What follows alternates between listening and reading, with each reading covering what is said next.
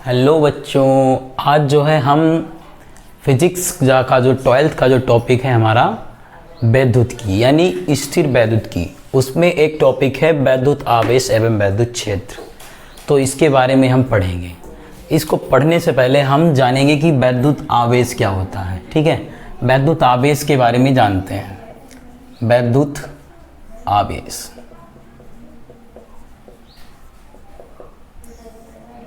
वैद्युत आवेश जो होता है ये द्रव्य का एक गुण होता है। अब इससे पहले बात करते हैं कि द्रव्य क्या होता है। द्रव्य वो चीज़ें हैं जो हमारे चारों तरफ फैली हुई हैं, जिसका अनुभव हम ज्ञानेंद्रियों के द्वारा कर सकते हैं, उसको हम बोलते हैं द्रव्य। तो वैद्युत आवेश जो है वो द्रव्य का वह गुण जिस कारण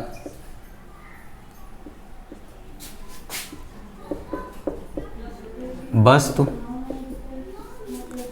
वैद्युत तथा चुंबकीय प्रभाव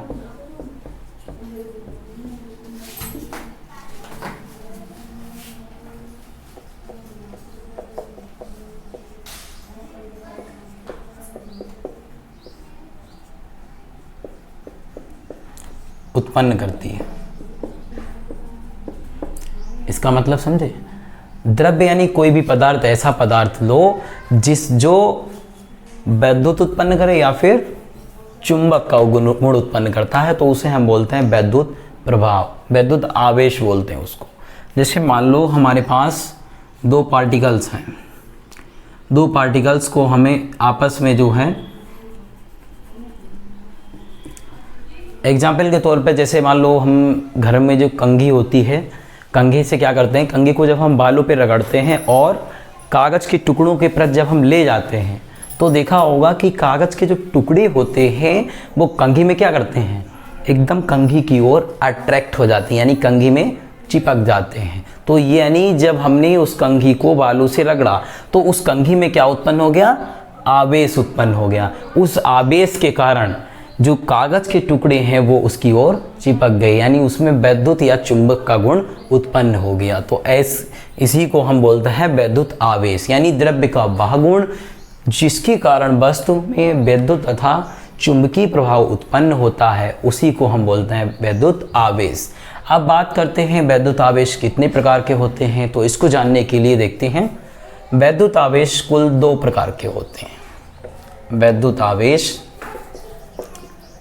दो प्रकार के होते हैं।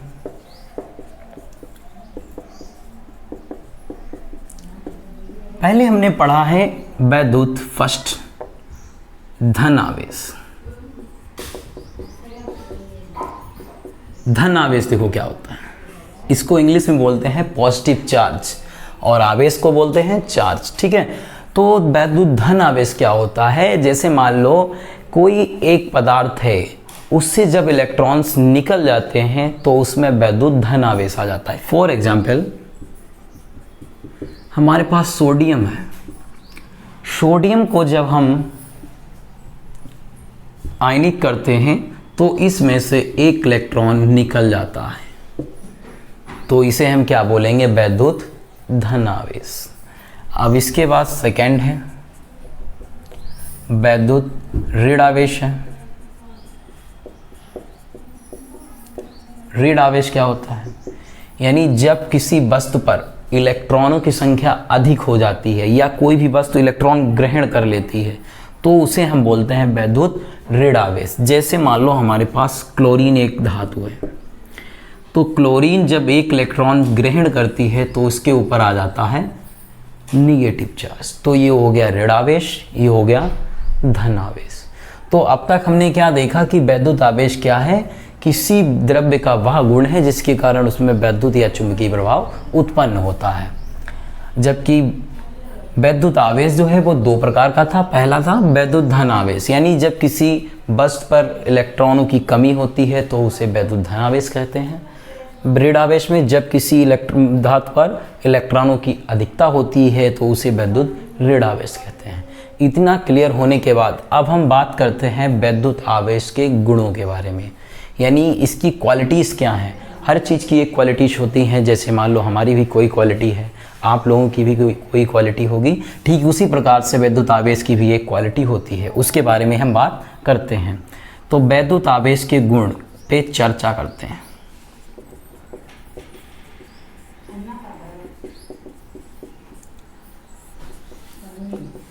इसी तरीके से जो है हम फिजिक्स का 1 बाय 1 सारे लेक्चर्स डालेंगे और सीरियल से एकदम कोर्स को कराएंगे। जैसे वैद्युत आवेश का जो मुख्य गुण है वो कौन सा गुण है उसके बारे में डिस्कस करते हैं। वैद्युत आवेश के गुण में सबसे पहला गुण जो है इम्पोर्टेंट गुण है, उसका नाम है सजातीय आवेश एक दूसरे को आकर प्रतिकर्षित। सजातीय आवेश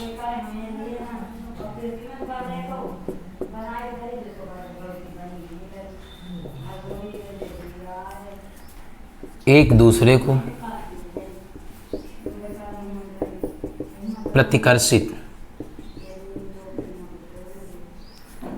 जबकि विजातीय आवेश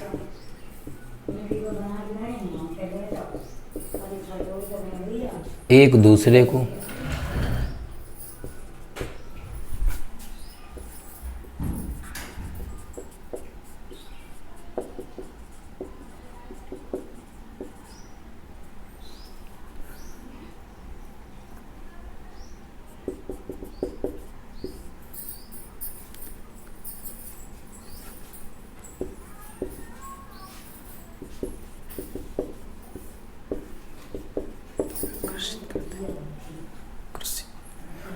आकर्षित करते हैं। विजातीय जो सजातीय आवेश होते हैं वो एक दूसरे को प्रतिकर्षित करते हैं, जबकि विजातीय आवेश एक दूसरे को आकर्षित करते हैं। इसको थोड़ा हम डिटेल में जानेंगे। जैसे मान लो फॉर एग्जाम्पल हम रियल लाइफ में लेते हैं।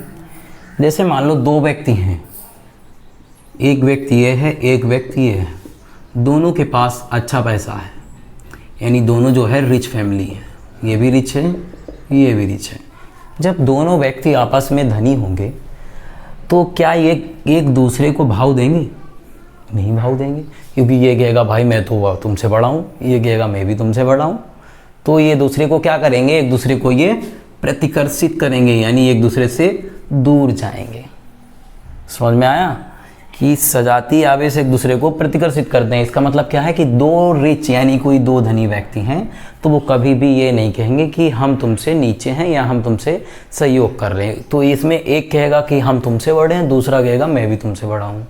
जबकि विजातीय आवेश में इस केस में क्या होता है, जैसे मान लो दो व्यक्ति हैं, एक व्यक्ति ये है, एक व्यक्ति ये है, ये है रिच और ये है पुअर। ओके, तो ये रिच वाला जो है ये हमेशा सोचेगा कि जो पुअर वाला व्यक्ति है ये इसके अंडर में काम करे, सोचेगा ना। और पुअर भी व्यक्ति सोचेगा कि मुझे भी इसकी तरह बनना है, ये इसकी तरह बनने की कोशिश करेगा और इसको दबाने की कोशिश करेगा। तो यानी यहाँ पे क्या हो रहा है?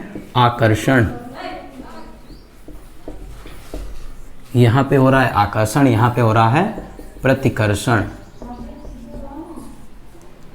ठीक है, तो इस हिसाब से समझ में आया कि सजातीय आवेश एक दूसरे को प्रतिकर्षित करते हैं, विजातीय आवेश एक दूसरे को आकर्षित करते हैं। आकर्षण का मतलब होता है किसी चीज़ का पास आना और प्रतिकर्षण का मतलब आना होता है कि एक दूसरे से दूर जाना। ठीक है, इतना क्लियर हुआ। अब इसका जो दूसरा गुण है उसके बारे में देखते हैं।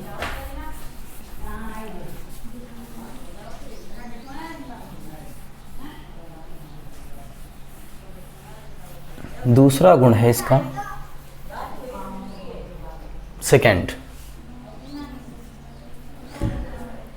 गुण भाई ये है कि आवेश को ना तो हम उत्पन्न कर सकते हैं। सेकेंड गुण, आवेश को ना तो उत्पन्न किया जा सकता है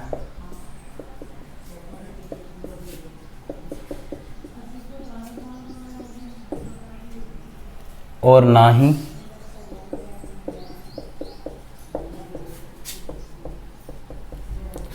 नष्ट किया जा सकता है।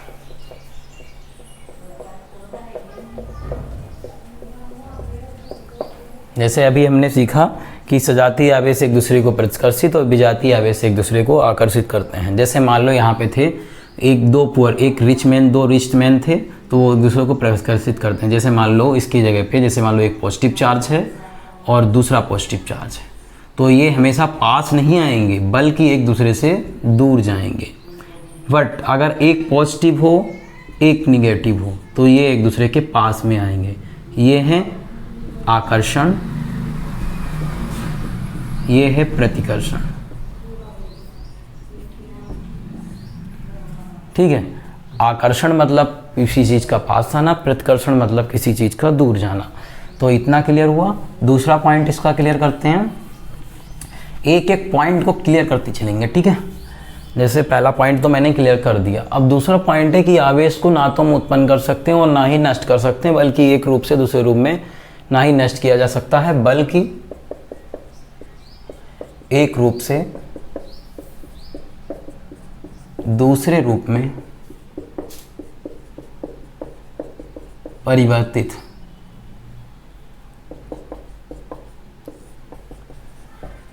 किया जा सकता है। देखो इसको समझो, जैसे मान लो आवेश, एक और एग्जाम्पल के थ्रू समझते हैं कि हमारे घरों में जो हम लाइट यूज़ करते हैं, ठीक है, जनरली जो लाइट यूज़ करते हैं विद्युत, तो कहीं दूर से आ रही होती है, किसी टॉवर के माध्यम से, तार के माध्यम से आ रही है। ठीक है, तो जहाँ ये लाइट बन रही है, जैसे मान लो पानी से बन रही है लाइट, तो वाटर के अंदर कहीं ना कहीं जो है आवेश उपस्थित होता है। ठीक है, पानी के अंदर जो आवेश उपस्थित है वो तारों के माध्यम से कहाँ आता है, तारों के माध्यम से हमारे घरों तक आता है, और घर में आके उसका यूज़ हम जो है पंखे चलाने में, बल्ब जलाने में यूज़ करते हैं। तो यानी आवेश को हमने वाटर से उत्पन्न किया, इलेक्ट्रिक के रूप में यूज करके उसको पुनः वही भेज दिया कन्वर्ट करके। यानी इससे इलेक्ट्रॉन्स आए और इलेक्ट्रॉनों का जो है डिस्चार्ज होने के बाद पुनः इलेक्ट्रॉन चले गए। यानी आवेश को ना तो हमने उत्पन्न किया और ना ही नष्ट किया, केवल उसके रूप में परिवर्तित किया। पहले यहाँ पे जल में था, फिर यहाँ पे कहाँ आ गया, विद्युत के रूप में आया। विद्युत के रूप में आने के बाद यदि हम उससे पंखे चला रहे हैं तो वही इलेक्ट्रॉन्स किस में गए, मैकेनिकल कार्य में निकल गए। जैसे मैकेनिकल कार्य मतलब पंखे का चलना, यांत्रिक ऊर्जा में। ठीक है, ये नियम जो है ठीक ऊर्जा संरक्षण के नियम पर आधारित एक नियम है। ठीक है, अगला पॉइंट है, तीसरा पॉइंट, आवेश का क्वांटीकरण। आवेश का क्वांटीकरण, इसमें क्या होता है भाई, ये इनका एक मेथड था कि इन्होंने कहा कि हम आवेश को अनिश्चित रूप से विभाजित नहीं किया जा सकता। अनिश्चित रूप जानते हैं, अभी बताएंगे। आवेश को अनिश्चित रूप से विभाजित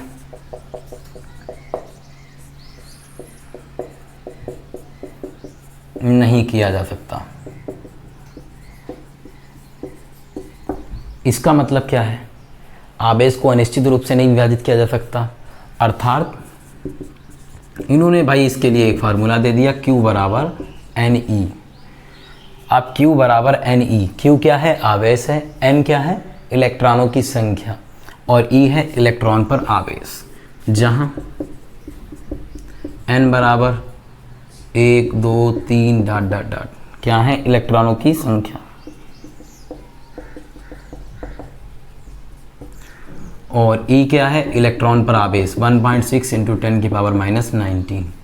इनके कहने का मतलब ये है अनिश्चित रूप से। जैसे मान लो n जो है एक जो है नेचुरल नंबर्स होनी चाहिए, 1 2 3 इस टाइप से। ये नहीं है कि हम n की वैल्यू 1/2 ले लें, 3/2 ले लें, ये गलत है।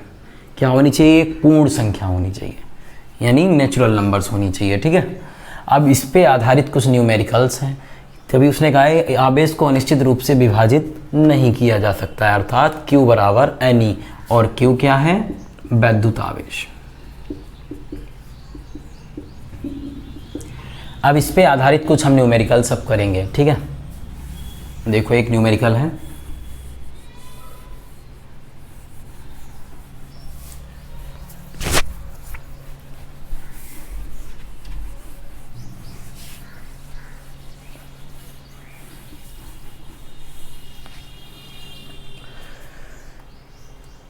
एक चालक पर, एग्जाम्पल, एक चालक पर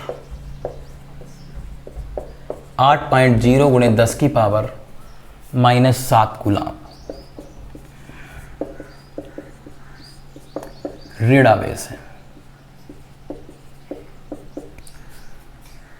ऋण आवेश है।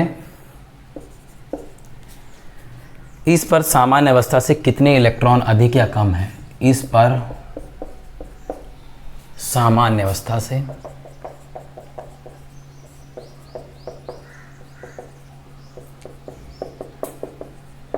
कितने इलेक्ट्रॉन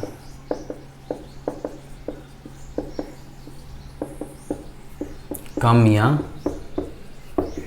अधिक है? देखो सिंपल, जब भी इस टाइप का सवाल आता है तो हम इसको क्वांटीकरण सिद्धांत के आधार पे लगाते हैं। क्या है क्वांटीकरण का सिद्धांत? आवेश का क्वांटीकरण। जैसे देखो चालक पर 8.0 गुणे 10 की पावर,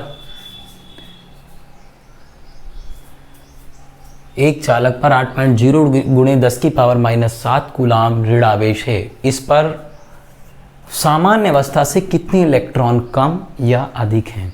फॉर एग्जाम्पल इसको हम देखो ऐसे सीखते हैं, सॉल्यूशन इसका यानी हल।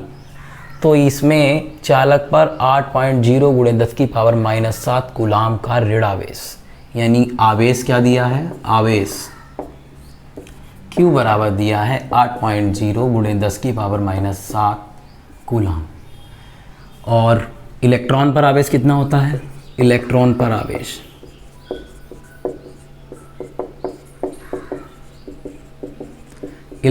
आवेश है E बराबर 1.6 गुणे 10 की पावर -19 कूलाम। ओके, तो हमें इलेक्ट्रॉनों की कितने इलेक्ट्रॉन कम या अधिक हैं, तो इलेक्ट्रॉनों की संख्या ज्ञात करनी है। क्या ज्ञात करना है? इलेक्ट्रॉनों की संख्या, यानी n बराबर हमें फाइंड आउट करना है। तो ऐसे सवालों को बहुत ही इजी वे में हम लगाएंगे। जैसे सबसे पहले फार्मूला डालेंगे आवेश के क्वांटीकरण से।